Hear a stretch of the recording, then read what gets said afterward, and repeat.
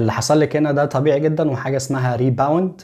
تمام، ان انت عملتي دايت ومشيتي عجز السعرات ونزلتي في الوزن حبه كويسين جدا، وبعد كده رجعتي لخبطتي تاني، فحصل لك ريباوند، فجسمك ابتدى ان هو يرجع للوزن الطبيعي بتاعه تاني. طيب الحل ايه؟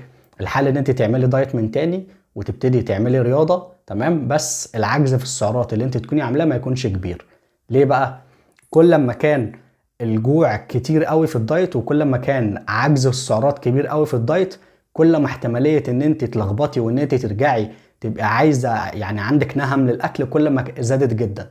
تمام. طب فكده عشان كده بيقول لك امشي فتره طويله وتبتدي الريت بتاع معدل النزول بتاعك يبقى قليل، بس في نفس الوقت انت بتأقلمي جسمك وبتعودي جسمك على الكالوريز القليله دي، احسن من ان انت تعملي عجز كبير قوي في السعرات ويبقى جسمك واقف كده على تكه، يعني عايز تكه واحده بس عشان يرجع لوزنه تاني. تمام. يبقى الصح ان انت تعملي دايت، بس